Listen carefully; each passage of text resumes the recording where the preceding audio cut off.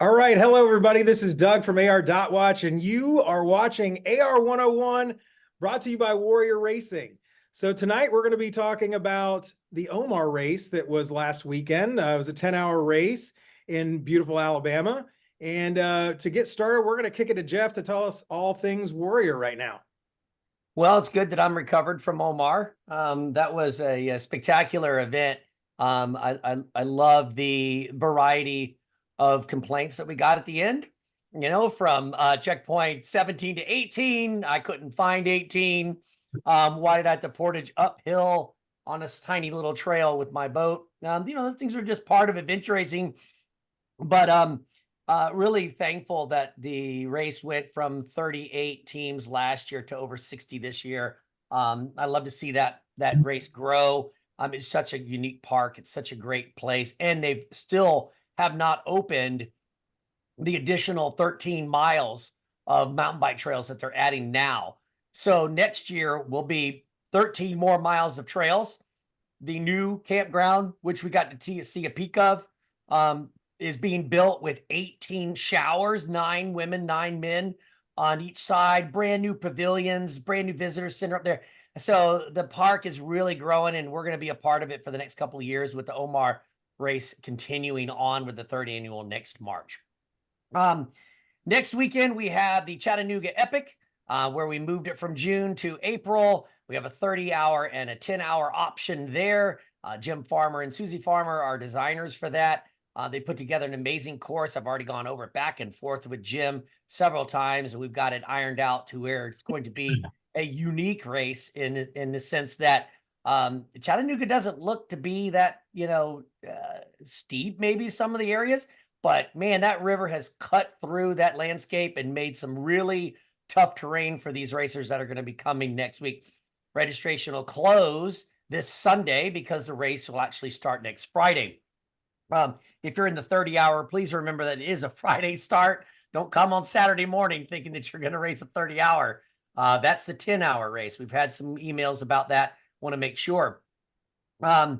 Also, too, we're going to go right into the 28th annual, 28 years long, the Blue Ridge Adventure Race in Blue Ridge, Georgia. And then we lead into the summer with the new Hogback Race, which is an entire weekend of racing. We're going to be there Friday. You're going to be able to camp Friday night, race on Saturday, then spend the night again and race on Sunday if you want. If you want to race both races, it'll be combined time of 18 hours of racing over that weekend. We're going to feed you. We're going to house you. We're going to do all kinds of great stuff there. And again, we moved that race to the beginning of June, which will be a little bit cooler temperatures than the 90 degrees that it was last year in July. So after that, after June, we move out to Colorado, where we're going to have, we're going to go all the way to Alaska, where we have the Alaska race, and then we'll end the summer in Colorado with the Expedition Colorado. So we've got a lot of other things coming up towards the end of the year, but we'll talk about that on another AR101. So not a lot going on for you coming No, up. not busy at all. Not at all. That 18-hour combined race, that sounds like a lot of fun. Like you actually get some sleep, and which you don't usually get, and then you can go back out and do some other stuff. Yeah, I mean, we're known for food, so this is going to be more of eating and sleeping and then racing. So why didn't you tell me this before? Because I would have come to that. Yeah. So today we're here to talk about the OMAR race, which was in Alabama. Yes. And I've heard about these amazing bike trails, and I can't wait to talk to all of you about like your experience out there. But first, let's start by introducing everybody. So Rich, why don't we start with you? Hey, my name is Rich Hodges. I was on team AT Alien. I was a solo, and this is actually my first ever adventure race. Was this past weekend. Excellent. And Pedro. Hi, my name is Pedro. I was team Not Fast, Just Curious. I ran solo. I had family joining me as well. It was my third adventure race, and I introduced family and friends to their first adventure race, first time in OMAR. That's awesome. John?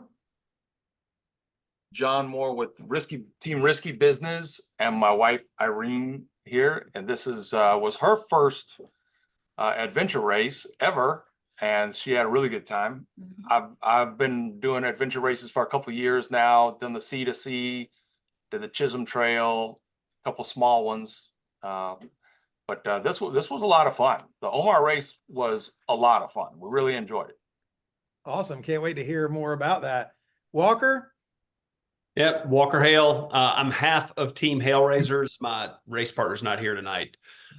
This was our 4th race together. So OMAR was a great event. And you guys finished 3rd, right?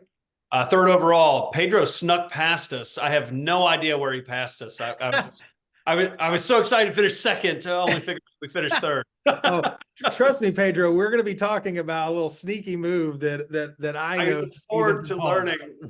Yeah, I thought he was lost on the bike leg. I'm like, and then he wins. So yeah, I look forward to learning. And last but not least, the youngster of the group, Mr. Miles. I'm Miles Branton. I'm on Adventure South Racing. I've raced C to C 4 times now. This race was my first time totally by myself, navigating on my own. So it was a good experience. Well, and so I think that leads me into the kind of the first question. So we have a kind of a variety of experience here, right? People with a couple races under their belt. Miles, you've done several like expedition races, but I want to talk, let's go first to the fact that this was your first solo race. So how was this different than what you've done before, and what were you feeling going into this? I mean, just the fact that not my dad isn't there to like, navigate for me, and I'm not able to just follow him. This time I was just like totally, every choice that I made like had a big impact, and it was a good learning experience, and it proved to myself that I can do more. So That's awesome. And I mean, Rich, I got to ask you, like, you jumped right in with a 10-hour race with some, nice mountain, elevation change. How was this? Overall, I mean, it was great. I had a lot of fun, and I had done plenty of like research beforehand, and just like, what is an adventure race? What are you supposed to do? But it was the first time actually putting anything like it to, action. So that was a bit crazy. But I had a lot of fun trying to figure it out as I went. I have some mountain bike trails around me, so I could practice on those some. But yeah, for the most part, I was like 100% just trying to figure out what in the heck was going on the whole time. And how many people were on your team too? No, I was solo. Oh, solo. Okay. So you went solo. And what's crazy about that is, so now you're out there navigating, trying to put a new skill on top of a new skill on top of a new skill. What was the most difficult part? I think for me, what I struggled with the most was just trying to like figure things out quickly. So I think I would have to go get the map, look at it, and think about it. And so every single time I stopped, I had to like reassess like where I was and what I was going to do next, and, like how far along I had gone on a trail or whatever it was. Like all those things kind of like would keep adding up. And so I know it was a big time user of mine, and which made it so I ran out of time pretty much at the end and had to bus back to the finish.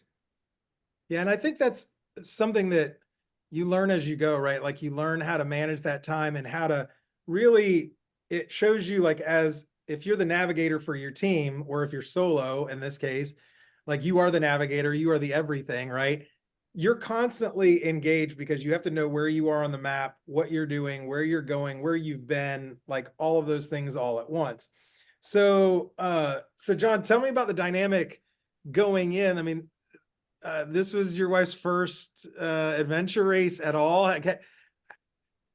Tell me about that.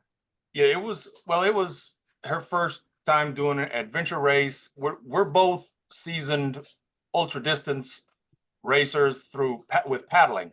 Okay. So with canoeing, and we've been doing that for last 10 or 12 years. So this was very new.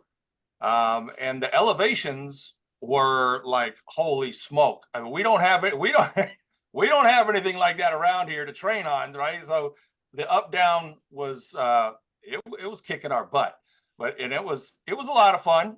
I mean, I think you had a lot of Irene? fun, right? Irene, Also- tell me about your thought process. But the issue is I was training for the C2C. Okay, and I got the flu and really was in bed 5 days, and I was down for 4 weeks. So it was not even time to get in shape either back. When Johnny, I was like, oh, it's only 10 hours. We can do it. It's 10 hours. What a 10 hours, I can tell you. It was a lot of fun. Yeah. You know, Johnny's a very good navigator, so I did not need to worry about that part. You know, I was just following, honestly. But it was fun. Well, I think that's what's unique about this sport, right? Like the fact that you just said this was only 10 hours, Yeah. right? Like, Yeah. if any of you go to work and you talk to your, friends or people that are not adventure racers and you tell them you're about to do a 10-hour race, Oh they yeah, will probably look at you like you have Like some sort of mental you're- condition. exactly. But yeah, but you see, we're doing 260 more miles canoe races. 84 hours, 100 hours. So of course, when I heard 10 hours, I was like, oh, piece of cake. It wasn't piece of cake. Yeah. So what you're telling me is next year for C2C, I need to be the third in your canoe and just let you guys go. You can take a nap. But we Yeah. saw Rick a lot at the end. Yeah, And I'll just do video the whole time and we'll have a great time. Yeah, we had a good time, and we actually ended up with Rick, who was just speaking a minute ago. We kind of merged up at some point, yes. and he was trying to do kind of the same strategy we were, which was we were really trying to hit like, okay, let's get every single checkpoint we can, and then see where we are and try to strategize our way to a good finish. And it ended up doing that, and it's just we got to the and we were moving at a good clip, and then we got to the the bike trail that just kept going up and up. And you're saying, and I told her, I said, baby, don't worry, it's got to go down sometime. There's going to reach a point where it's going to go downhill. It's gonna go downhill, and then we'll just take it easy. Like Doug, the downhill was all the way at the end of the. Well, and I want to ask, so Jeff, what was the elevation gain of this? that's what's so crazy about Oak Mountain is that it's deceiving. When you pull into the park, you don't see the mountains. Yeah. You pull into where the start line is, and it just looks like rolling hills. There's like no mountains. The problem is the mountains are hidden when you're inside the park. You don't know they're there. That's the exactly. And so when you get up there, and of course it's just carved out. It's like, a claw carved through the earth. So it's like these long, paths up top that are super flat, but then it just drops immediately. So there's a lot of long climbs and a lot of quick drops. And that's what makes great mountain biking. That's one of the races that I design. And the reason being is because I just enjoy that part so much. So it was beautiful. Well, Absolutely beautiful. here in Northern Virginia, a lot of the races that are around here that are over in Massanutten or whatever, like it's a lot of hike a bike because you're pushing, like for most of us, we're pushing our bikes up the mountains and the Rocky Pass and things like that. So we don't get a lot of that fast flowy stuff, except in the parks that are in the lower areas. So that sounds exciting to be able to go on. And so let's go to Team Hellraiser first with Walker. Like what is your experience going into this race and kind of what were you expecting going in? Well, so this race for us was really a tune-up race for the Epic. So we're racing the 30-hour next weekend, and we were just trying to test a couple things in the way that we were reading maps. And this is the first time I'd used a bike computer, like just the non-GPS computer, to try to map distances, and we weren't great at it. So we have some things we need to work on before next weekend. So like the risky business here, like our goal is to race C2C next year. So this year's kind of a build year for us, but we didn't expect to be up front for most of the day. And so we're normally chasing a really good solo, and they navigate for us kind of just by happenstance. So this was the first time that we've really kind of controlled our own destiny and had to make some strategic navigation decisions that kept us in the game, because Team Flight, who ended up beating us out, they're really fit. They're wildly fit and great. And we ended up leapfrogging them a couple of times just because of some strategic moves, which again, it looks like Pedro made better moves than us, but that was kind of our philosophy this time. Nice. And Pedro, so what was funny is like early on in the race, like obviously I'm just sitting way over here in Virginia and like looking at the tracker. And I mean, flight took off like a bat out of hell, right? Like they were out front with a looked like a pretty substantial lead. What were your thoughts starting this race? Because you guys had another team of your family that were racing as well, right?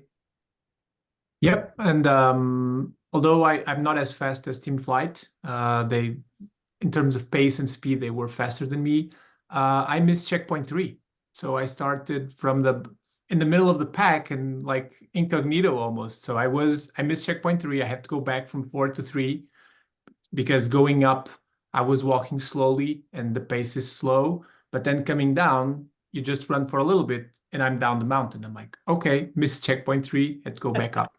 And so from there, I was catching up with people. The paddling, I kept my position, but it was indeed the tracking by the paddle where I actually got really good navigation and I was able to leapfrog most of the people. So although the biking seemed like I had good strategy there, I think that tracking was where I gained most of the time. Well, yeah, like it's hard to make up an early bobble, right? Because you're so far behind and then you don't want to full gas it and blow yourself up and then not be able to like catch up. So good on you for being able to pace yourself to the point where you knew, all right, well, if I keep pushing, like I'm gonna, continue to do that. So let's go leg by leg. So that first, the first trekking section seemed like it was pretty straightforward. Am I wrong in that? Was there anything that was, I mean, other than running down the hill and skipping the point, like Pedro did, was there anything that was out of the ordinary Not really. that you guys remember? No, And Miles, like, Ryan. so, I mean, this is your first time, and I know every race that I go in, right? Like getting that first checkpoint always just, it builds that confidence, like up, like, all right, I can do this. But Miles, that had to feel, especially like for you and Rich, where like, this is your first race, like getting that first checkpoint, you're like, all right, I'm on, it's game, let's go. Yeah, and I like previously I raced the World Cup race out there, and my dad let me navigate that trail, so I already like kind of was familiar with the trail system, but it was very rewarding, like looking down off the trail and seeing it there. It was a nice feeling. Nice. Rich, how was it getting the first checkpoint? It was awful.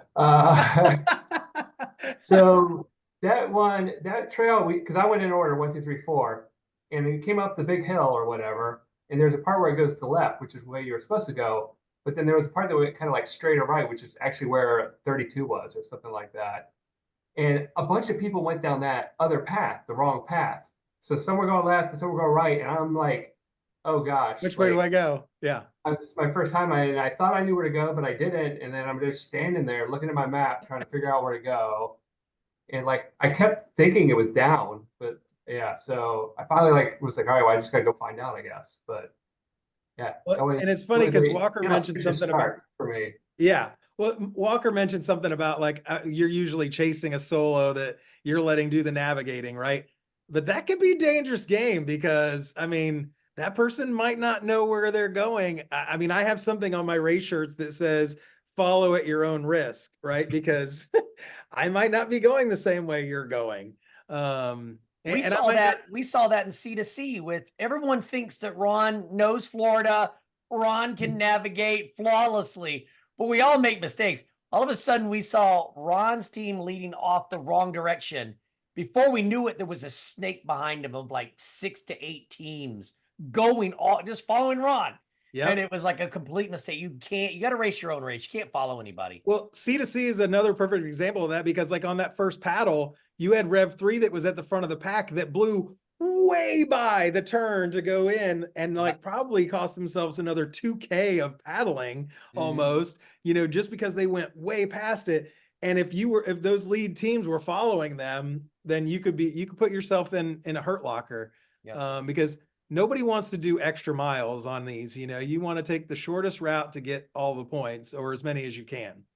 I was just going to mention on the trek. So right before the race, Jeff, you were like, hey, everybody, don't forget you can go backwards. And that was our plan, was to go backwards. And then there was this flood of people that all went to the left. Yeah. I don't know if anybody else went backwards on the trail, but I think it was an easier loop to go from 4 to 1 than 1 to 4. So Walker, There's don't no you hate backup. that? There's no backup at the checkpoint either, because we've had that issue where, you know, that first checkpoint has got a line of people, you know. I hate it when I make a strategic decision that I think is going to gain me some time.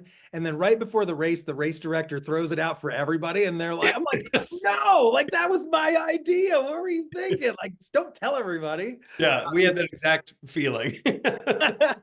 I can imagine. So, risky business. How was that first trek for you guys? When you got started and like got going, and I know it always feels good when I get going. So how did that feel for you guys? Yeah, the first trek was good. Yeah. I mean, it was a nice, you know, and everybody's adrenaline is going, so you're moving fast and getting up that hill until you like, okay, this is really steep.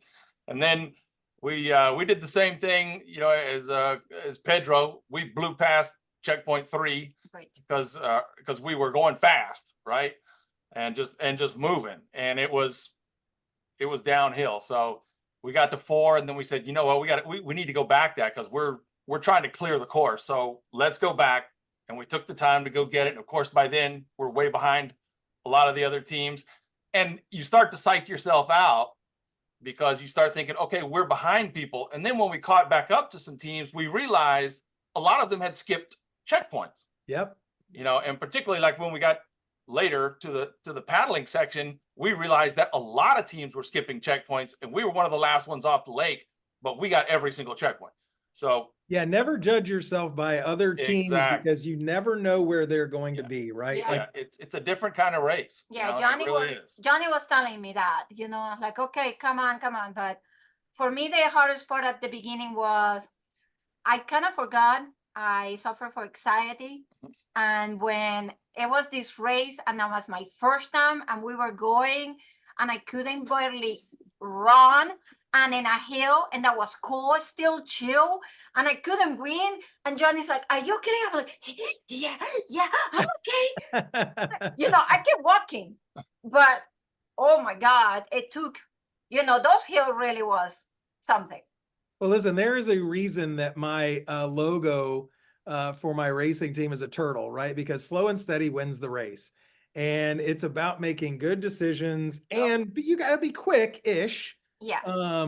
But like, I am a fat old dude that luckily had a good partner and won a race. And like, so you can go out and make really good decisions and really place yourself well in these kind of races.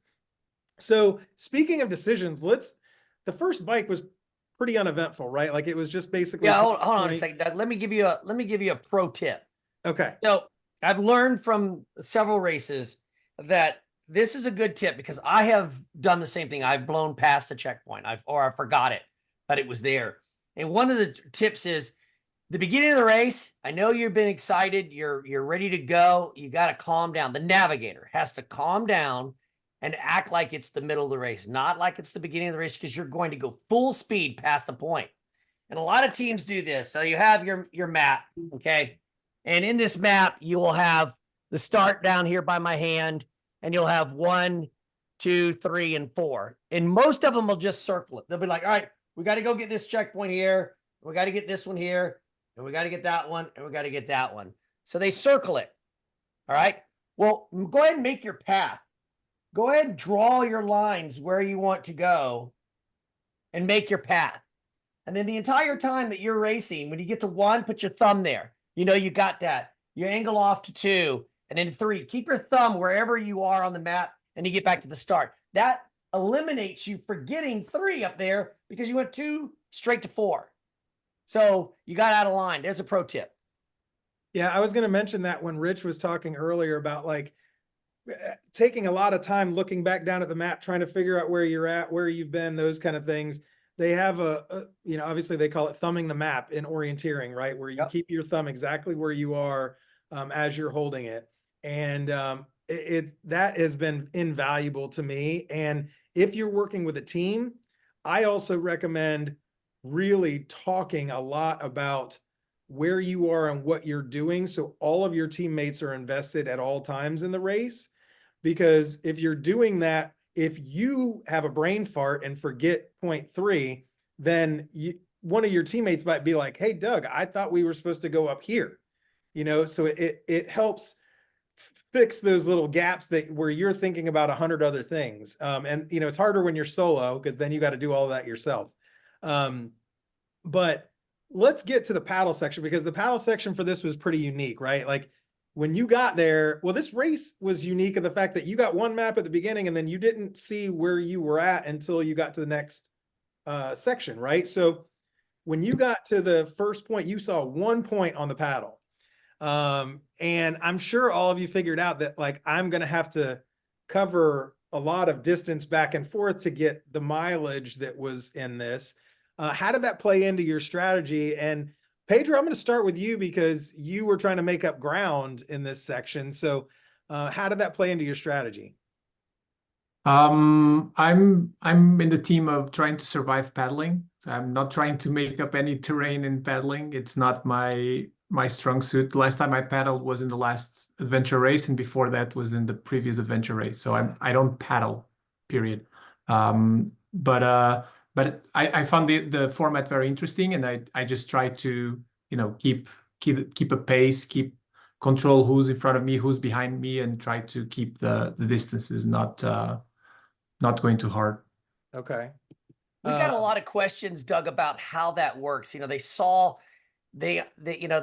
of people online were asking about, how does that work? So what it is, they get a map at the beginning of the race with the first checkpoint on the paddle. That's it. They get one location. They have to paddle to that location, and there's a map like this hanging there. And that map location will show that they paddled to there, and it reveals where checkpoint 13 is. And then they paddle to 13 and so on and so on. They paddle until they get to the next point where there's another map hanging telling them where the next checkpoint is.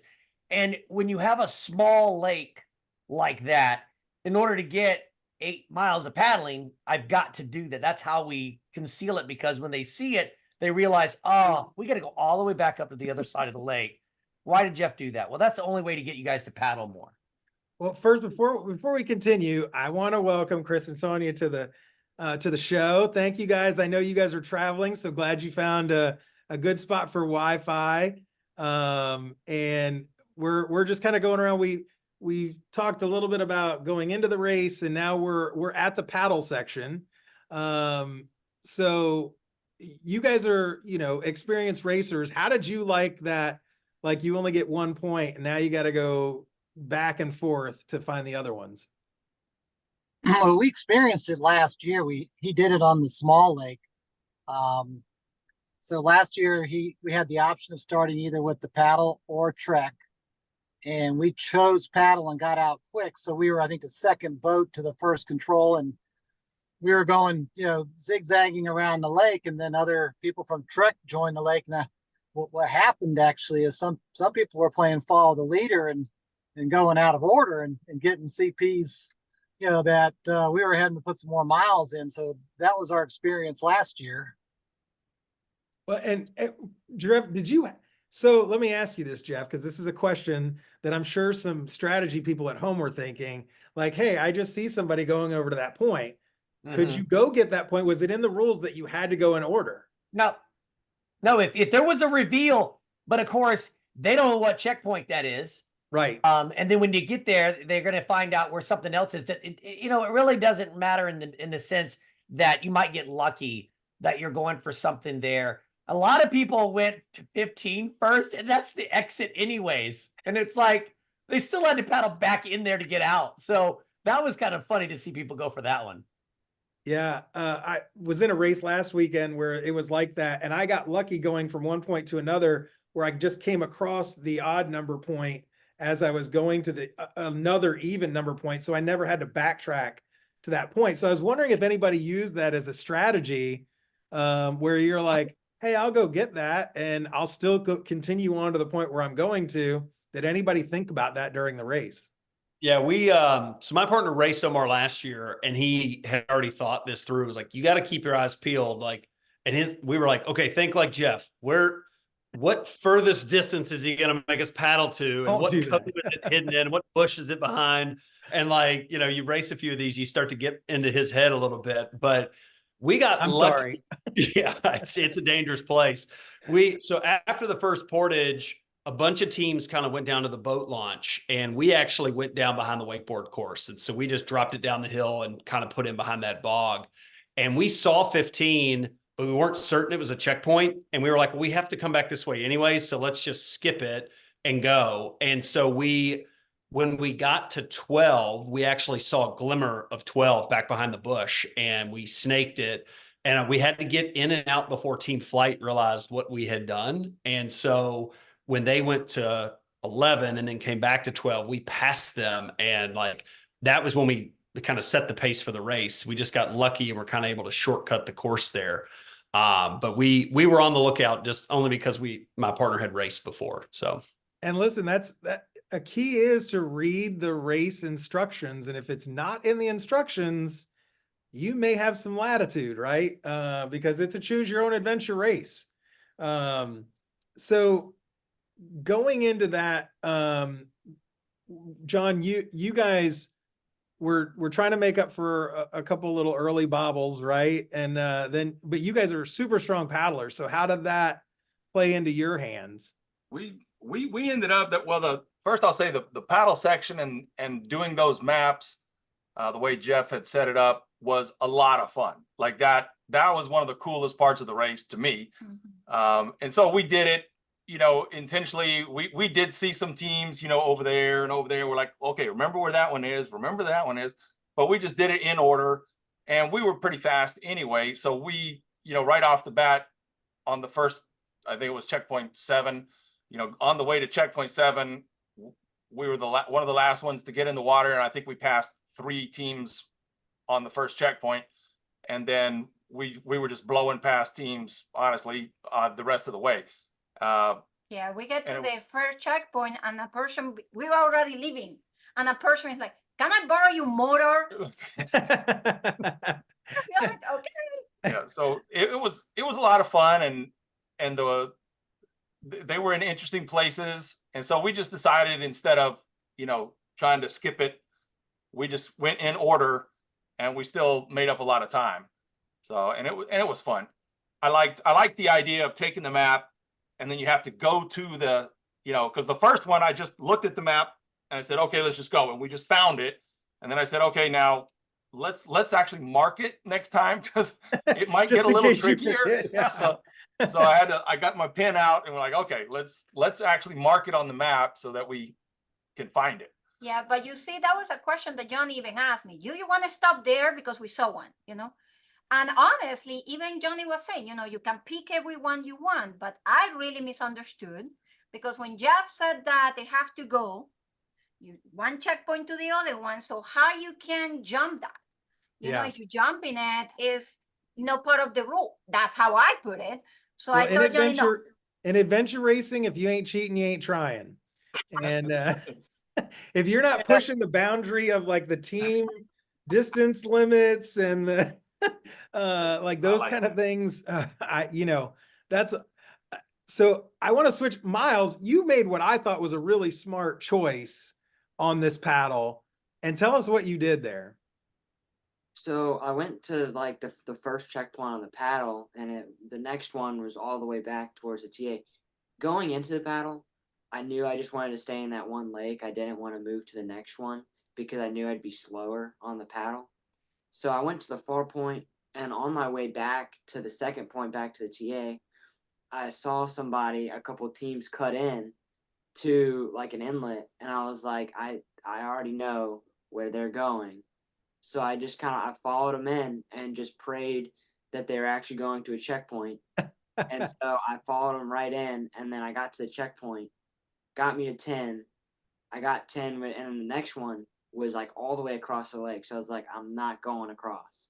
So I just decided to get the one by the TA and bring it back in and go to the trek. Well, and I thought that was a smart move, right? Like, this is your first solo race. It's a 10-hour race, which is like people should not be scoffing at a 10-hour race, because it takes a lot, especially to go as hard as you need to go in a 10-hour race to be competitive and to, you know, try to see as much of the course or clear as much as you can. So I thought it was a great move. I actually highlighted it on ARDotWatch because I was like, hey, you're the first person on the trek, I think. Yeah. Yeah, I think I was. And You yeah, just didn't want to do that portage. That portage was not fun. Down, no problem, but back up. well, and Jeff told me before the race, because I was like, hey, what are these key things that I should be looking for? Like, as I'm covering dot watching, he goes, there's two really like interesting portages here that teams are probably going to be cussing me about. So Jeff knew it was coming. I've done that portage before too in the World Cup race, and it was not very fun. So smart move, like use your knowledge, you know, to your advantage. So Sonia, how was that paddle for you?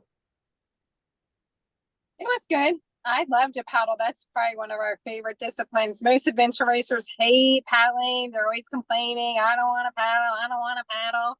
And Kristen are like, yeah, bring on the paddle. It's our favorite, you know, we like to paddle. We're pretty fast most of the time. So I like the strategy, you know, it's, you know, take your chances and follow people and hope and pray that that checkpoint is there. And the portage was a little, I was just muttering Jeff's, you know, name under my because he preluded a little bit about wait till you get to portage. And I thought he was kidding, and he was not kidding. Jeff doesn't kid about that kind of stuff. Well, because that's what people at home are like, first of all, what's a portage, right? And that's where you have to go from one body of water to another, and you have to carry all of your gear and your boat up and over land in some degree or form or another.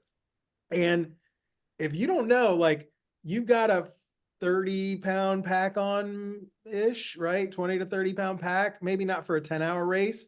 But like in some of the bigger races, like you got all of your packs, you've got paddles and your PFDs, and then the canoe is, you know, those things are heavy. They're not light.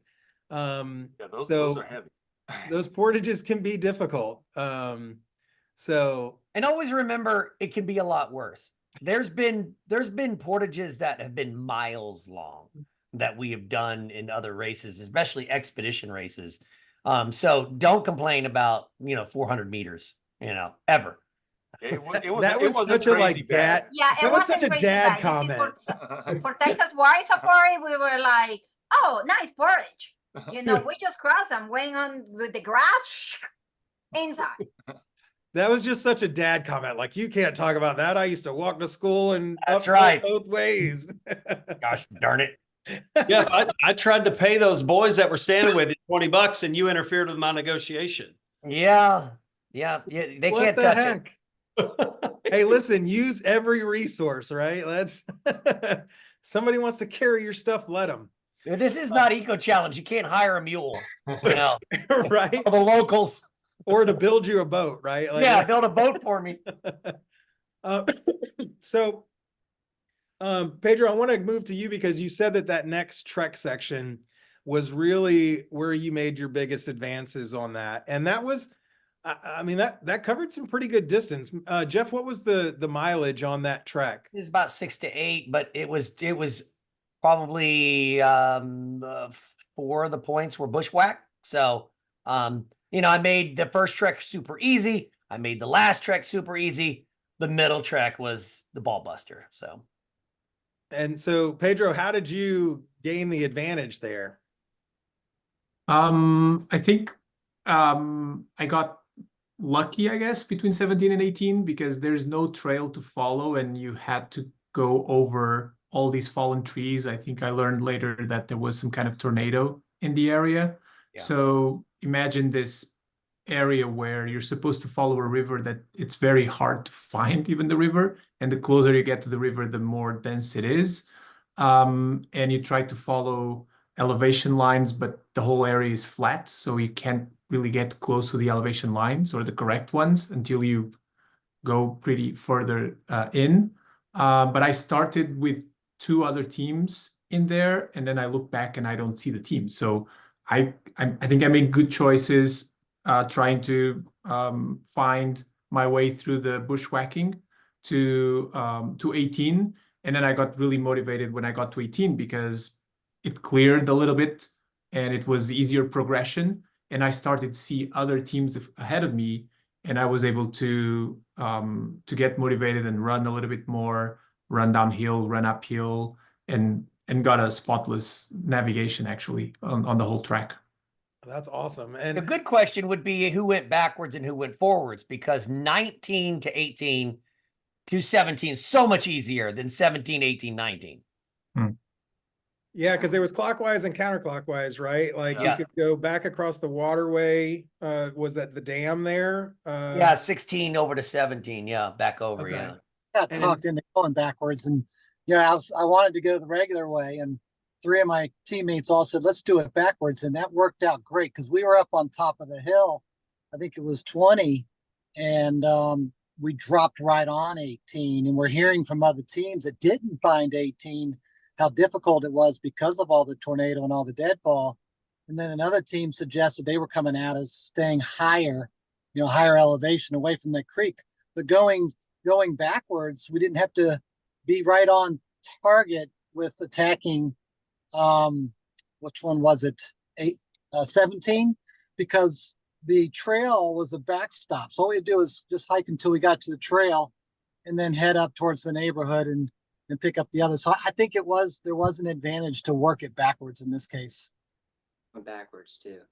I went to 21, and somewhere along the way I punched it, but then I dropped it, and I got to the next one. I got to 20, and then I just started punching my map the rest of the trek. But going from 19 to 18 on top of that ridge was a good idea that I had, because getting to 18 to 17 was so much easier because I knew I was at 18, and I knew for a fact that I'm in the right area. So it made it much easier for the rest of the trek. Half the teams missed 18. We didn't, Yeah, I believe that. Yeah. but I Happened. believe it. We went to the hard way. We picked Yeah. every single hard thing, but we did it. And going up that hill to 18 was steep. Yeah. Mhm. I'm The only reason we found 18 was because of Miles. Miles had just found it, and we were trying to find it. And we had been lucky. We found 2 Easter eggs, and we gave Miles an Easter egg to help us. When they, Oh, you're just a bargainer. yeah, we Oh, were ready there to you quit go. on it. Negotiator. We were ready to quit. And Miles, well, and it's funny because we didn't even talk about the Easter egg thing, which I thought was a really unique, aspect of this race too. And I guess we can talk about how much time did you spend looking for these Easter eggs, and how difficult were they to actually get? So raise your hand if you spent time looking for Easter eggs. Okay, so half of you. And I mean, Walker, you guys found the golden egg, right? and we found 3 eggs. So we found half the eggs. I don't know how or why, but we got 3 of them. And how the golden egg was on the last leg, right? Yeah. And It- how hard was it to find? Because I don't think Jeff wanted to give that away. He seemed disappointed when we turned it in. So I'd be curious how many people went backwards on the final trek, because we came up the ridge kind of at a side angle towards 32, and it was tucked up under a log. And had we come the other way, we would have never seen it. And so we just got very lucky at the kind of our attack angle on the checkpoint, or we would have walked right past it. So if people came from 32 to 31, they would have never had a chance to see it. So we got a little lucky there. And what were the other two? So that egg, for those that weren't tracking, that egg was for a free race of equal or lesser distance than this one. What were the other 2 eggs that you won? We were beanies, which we gave to Miles. That's so we saw one at 17, I think. It was the checkpoint was on the back of this big deadfall tree stump, and I was coming around the backside to get to the checkpoint, and honest to God, tripped and looked down, and it was right in front of me. So we got lucky there. And then I think the other one was at checkpoint 9, maybe on the paddle, and my partner found that one. I wasn't right there. He he had got the checkpoint. I was coming up. He turned around and it was sitting right in front of him. So So with that luck, did you go buy a lottery ticket on the way I home? should have. We didn't win, but Because I know Jeff hid those very well. Yeah. I knew that going into this. Were those the only 3 Easter eggs that were found, or did they find all of them? They 2 more were found. One Okay. did not get found. Yeah. Okay. What leg was that on? I don't remember. Is it We only still got out turned there? in 5. I Yeah, need to know, is forgot it what still leg it out was. there? Yeah, it's still out there probably. And if somebody goes on the trails and finds it, are you going to give them a finder's fee? Yeah, the one that didn't get found was the 2 bicycles that we were giving away. Of course. It was the all-inclusive trip to Expedition. Carbon fiber, specialized $10,000 bikes. Nobody found that one. Well, yeah, that was a fun thing that I was wondering if teams would spend a lot of time, right? Because everybody knows that the amount of time that you spend looking at a map and staying at a checkpoint, not getting around, plus you don't want to give away the checkpoint to other teams if they're right on your heels. So it sounds like you stumbled on a couple of those and then. Well, yeah, 32 checkpoints out there. Only 6 had eggs. And I didn't tell them which ones had eggs. So they had to basically look around at every single checkpoint. They're not going to spend that much time unless you have a free person. So the navigator and the 2 guys that are just punch monkeys or whatever can then look for the 5 or 10 seconds that they're there and maybe catch an eye of an egg. So. No, I like it. I thought that was a unique thing. So Rich, we talked about your first navigation experience in the race. How was the second one? Because that was the more difficult of the 2. For the truck? Yes.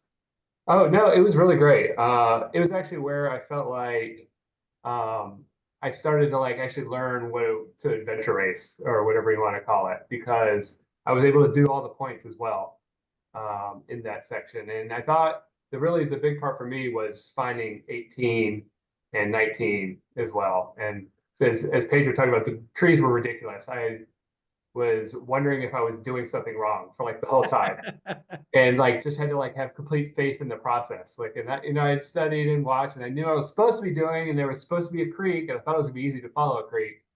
And that wasn't true either. Famous last words. But yeah, so to find that spot, I was we got there. I actually ran into risky business shortly before we found 18, and to find that spot though was a real I don't know, uplifting moment to know that I could actually do this. I could do it quicker. I know I still could, but to actually find it I was supposed to, follow the principles and follow a bearing and then go up the ridge, all that it was all coming together at least. And so that made me really happy. Well, the best thing about your first adventure race is it's always a PR, right? And then you can always get better from there. And you got to experience Jeff's sadistic side in sending you through those areas to the fun. That was cool. I was like, why would I ever walk on a ridge like this in the middle of nowhere? I mean, wouldn't, right? I go on trails. You will not stop saying that in adventure racing. You'll be like, I am walking a place that nobody else has gone, and why would I go here? And that's the beauty of adventure racing to me, is getting to go places that other people wouldn't even think about going to. Definitely. So, so you mentioned being with Risky Business. How did you guys feel on that trek and coming out of it? Well, it was a long trek. We liked it. It was a little longer and steeper in some areas than we thought. And we were talking about that, or Rich was talking about, following that creek. And then we got to that blowdown where all the trees were knocked down. And, Irene at one point was kind of like, are you sure this is the right place? And I'm like, trust me, the creek is over there. She's like, where? I can't see it. Cause it was covered by trees and everything. I said, I know it's there because we're in a valley, and so I said, we just need to keep going.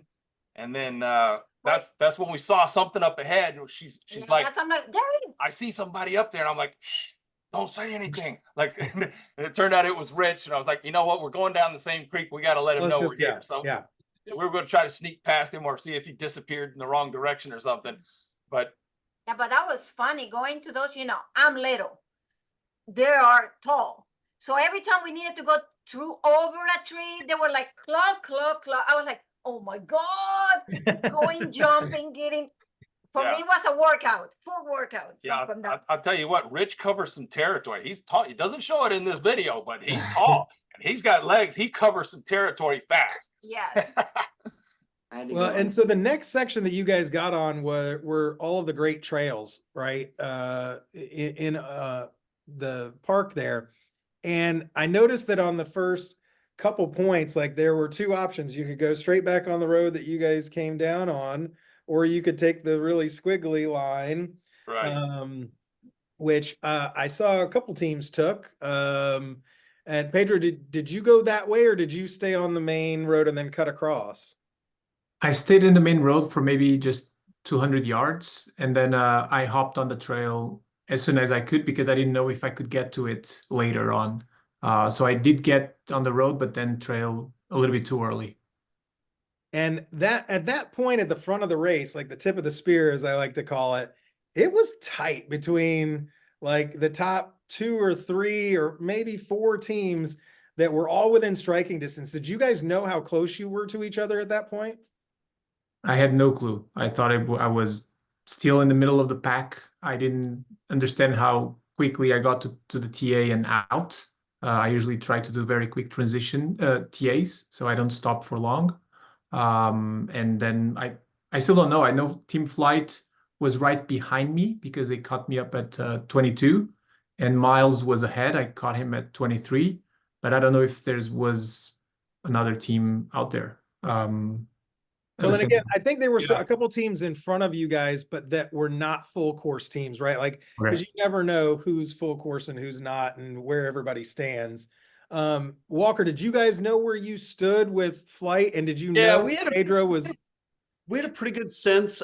The challenge was we lost our GPS on the paddle and got reassigned another GPS to start the bike. So from No, I found it. You found it. Pedro turned it Yes. in. Perfect. Thank you. And so I don't know how that looked on the map in terms of tracking, but we knew Flight was going to pass us on the bike. It was just a matter of how long it was going to take them to pass us. They're wildly fit cyclists. I mean, they're really great cyclists. So they beat us to 24, and then we saw them get 25, and they made the decision to come back on the road, and we decided to take the trail, and we missed our turnoff. We couldn't find it. And we actually ended up back at 24.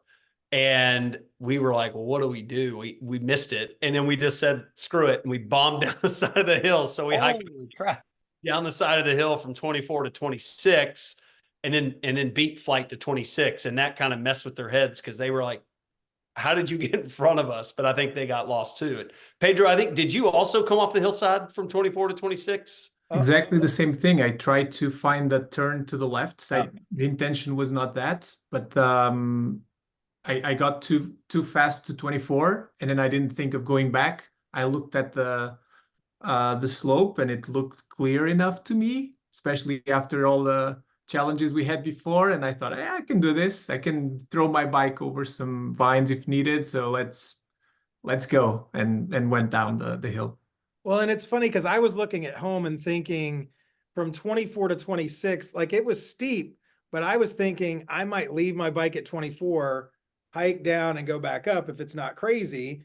Then I avoid all that switchback section and I just go back down to the next point. That's where all the fun is. Why would you want to skip the fun? But we couldn't find the turn. Like everything, we all missed the turn. It wasn't well marked. So so that is the point actually at Pedro made up 18 minutes on Flight in that section because you took the risk of taking the ridge and getting to 26 where they took the trail and came back down and then had to go out to 26 and back.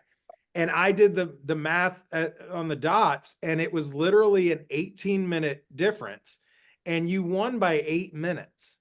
So like that was a huge move. Yeah, that was the move.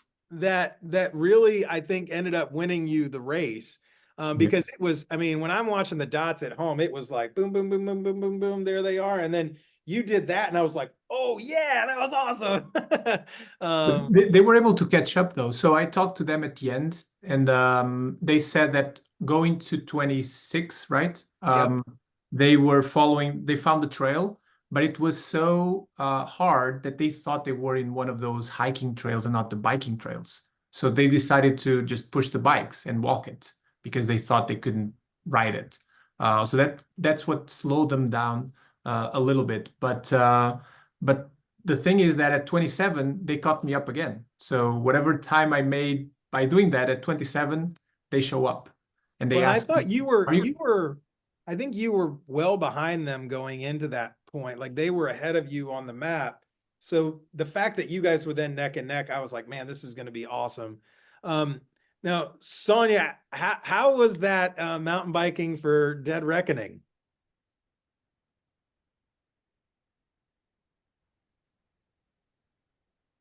It it was a lot of fun. You know, we're flatlanders from Florida, so those trails are no joke for us. We wanted to ride the trails, so we hopped on the trail right away. We were like, "Hey, we're out here. We want to have fun." So we rode the trailer to the red road, rode the red road up. That was a lot of fun. Only had to walk one section. And then the guys somehow got us on the Blood Rock bump trail to go downhill on that thankfully I didn't bust and die on because it was kind of scary. She did great. But we got down, we did Johnson Mountain, we did skip 26 and 27. We missed 2 on that section. But, 28 was the one that was kind of out there away from it. So yeah, 28 and 28. so 26 and 28 we missed, but we just had a blast. We wanted to ride. We didn't take the road out, or even when we got over by Peavine Falls, I was like, guys, we can jump on the road and get down to Johnson Mountain. They're like, no, we came here to ride. And then they put me on the bump trail, and I was like, are you guys We insane? wanted to win, so we wanted to have a good experience. She was Well, and that's- amazing. Blew I my think mind that's a how well great- she did. That's a great thing to remind people too, right? Like if you're not out here to win the race, make sure you're getting the adventure that you want to have, right? Like that's what this is all about. Get like every piece that you can on this. Like going into C2C, I knew I wasn't going to hit all the checkpoints. So I was like, what are the places I need to go to? Like, cause I want to hit those spots. So make sure that you're doing that. And so Miles, you skipped 28, right? Yes, That was the only one that you missed on the bike? I think so. Yes. And was that a decision because of time? It was pretty much a decision, like straight, like marking, like beforehand, before the race started. I knew I wouldn't want to go get 28. But then just how it worked out, I was like, yeah, I'm definitely not going to be able to get 28, because by the time I got to that area, there's only 2 hours left. So I was like, I need all of that for the trek. Yeah, look, there's always fool's points, right? Like you've learned that from your C2C experience. Don't spend a lot of time going after a 1-point thing that's going to take you a long time to go get, when you still had 2 hours to go finish the last trekking section. And that is much more important because you can get more points. So like we're coming up, I know we had to rush through like kind of the last couple stages. What was tough for me was because of the tracker, sometimes when the TA is in the same place as the finish, when the tracker gets to that point, it recognizes it as the finish. And so I didn't get to see any of you guys' last trek. But I could imagine at the front with two, the Not Fast, Just Curious, Flight, and Hellraisers. Like, I mean, you guys all came in within what, like 20 minutes of each other, right? Yeah. Did you know how close that you were to each other at that point? So we didn't talk about that. I missed my nutrition on the trek. I totally just forgot to drink water and started cramping on the bike. And so when we came into the final TA, she told us that Flight was about 10 minutes ahead, and we essentially just conceded. We were like, let's just go get the checkpoints. We're fine. We're happy to finish second. It's a good first race of the year. But we didn't know Pedro was in front of us. So it probably would have changed our urgency if we'd have known we were in third and not second. But we were happy with where we were, given how fit they were. I mean, like, it's no joke. They were fast. They were really fast. So See, you're not supposed to talk to the employees I and the know. staff and the Don't volunteers. listen, don't trust. Don't the listen to them. volunteers. Race your Right, own Sonia? pace. Yes. That's why I don't ask Sonia anything at C2C, except can I sleep in your camper? Yeah. But So- Pedro has an interesting story because he came in and he was completely shocked. yeah, Well, I knew the team flight was in front of me and I know how fast they are. And we took the same direction and I didn't find them. So I was going hard so that I didn't know if there were other teams. So I knew there were other teams trying to do other things. So I tried to go fast still, but not to catch up to them because they just disappeared. So when I came back and I crossed the finish line, I'm happy with the result. And I ask where they are, and Jeff tells me, "Oh, they're back there." And I think they're sitting down in the they're picnic already table, just eating and eating or something. And Jeff is like, "No, they had to go back. They missed the point, so you won." And I was in shock. I think Jeff can attest to my disbelief of like, "No, but wait, they were faster. That's not possible." He was arguing his win. Like, no, dude, you won. Really, I'm not kidding. I know it's That's get a lot, but I'm not kidding. I mean, that makes it even more sweet when you just had no idea that it's going to happen, and then there you are, holding up the big championship thing. So, as we're finishing up here, I want to kind of go around and tell me like your favorite thing about this race, and will you do it again? So, Rich, let's start with you. I think my favorite thing about this race was just being able to complete. I got 26 out of 32, which for a first race, I thought, for me anyway, that exceeded my expectations. I felt like it was a sufficient challenge. Like I felt like I really accomplished something physically that, like, I don't know if I've done ever before, to be honest. Like it was very physically challenging. I felt like that because I was able to get through what I was able to get through, that that was something that like made me stronger. So I mean, I really, really liked it. I'm definitely looking forward to doing the next one. I'm going to be doing Blue Ridge, so maybe I'll see some of y'all there. I love that, Rich, because that's what this sport is really about, right? Going out and not knowing what you're made of, and then getting finished and feeling that self-worth that you can only get from this kind of race. So that's awesome. That's exactly why we do this. Pedro, what about you? Well, I like that first time I completed the course. It was my goal for this trip, and also introducing my wife and two friends. Super glad that my wife got second place, second female team, and my friend got third place. We were actually going to compete one against each other because he's a little bit fitter than me, but Not that played out well. Sonia, how about Dead Reckoning? Oh, Oak Mountain is one of my coming most- back. No, Oak Mountain's one of my favorite places to race and to visit. I love the mountain biking there because it challenges me, being a Florida girl, that I don't get to bike trails like that. So it's one of my favorite places. I'll come back as long as we'll see if Jeff lets me race or volunteer. It depends on his. We'll see. I don't know. I don't know about your resume. I don't know. I don't know if it's good enough. Risky Business. How about you guys? Definitely would come back for this race. It was a lot of fun. Absolutely beautiful park. I think we usually like to take our time. We don't like to drop in the day before, but we will probably come back next time a couple days ahead and spend a little time in the park. It's really gorgeous. And Yeah, it was. but we're going to train for elevation this time. We're going to find some hills. Oh yeah. Definitely we ran out of time just because we got beat up on the hills. Driving 14 hours, Yeah. we get there, and after that, but I can tell you, we already, with all my muscle pain driving back, I was on the phone. I'm like, oh, look, in October we can do this race. We could do the cauldron race. She So wants to we do the go cauldron. out, Yeah. and of course we already say we have to go, like you said, my first PR.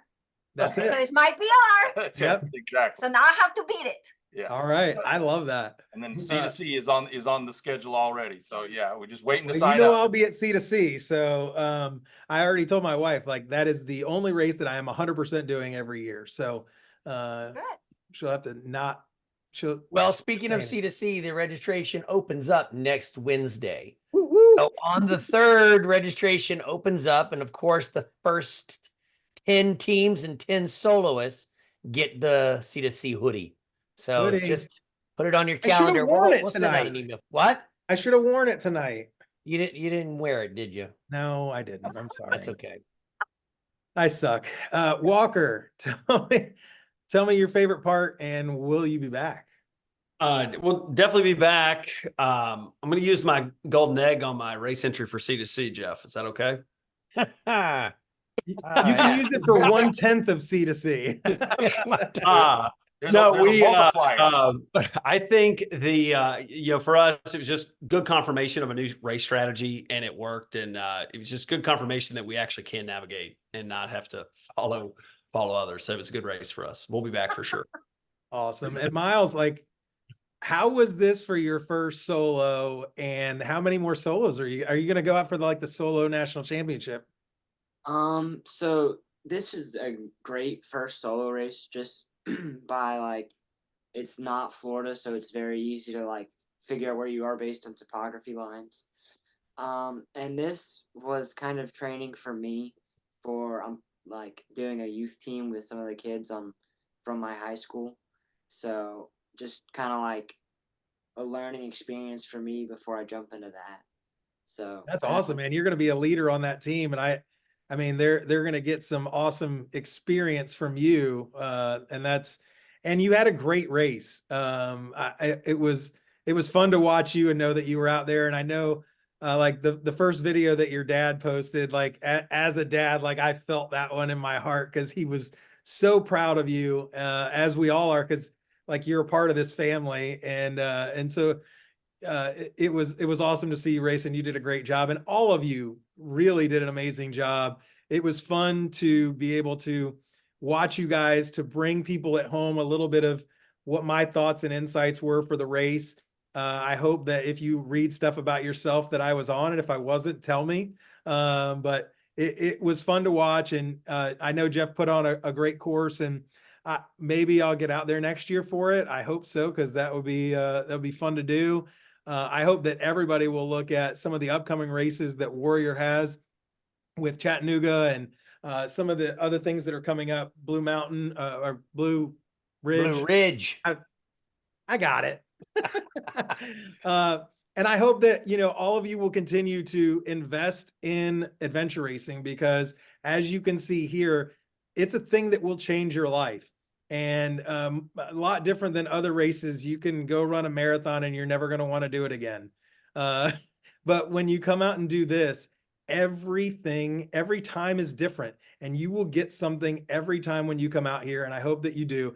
I hope that you got something from watching and listening to some of the experiences tonight. I hope that you'll follow Warrior Racing on Facebook and Instagram. I hope that you'll follow ARDotWatch on Facebook and Instagram. And I hope to see you all out at another race. So continue to get out there and live the adventure. And thank you guys for joining us tonight.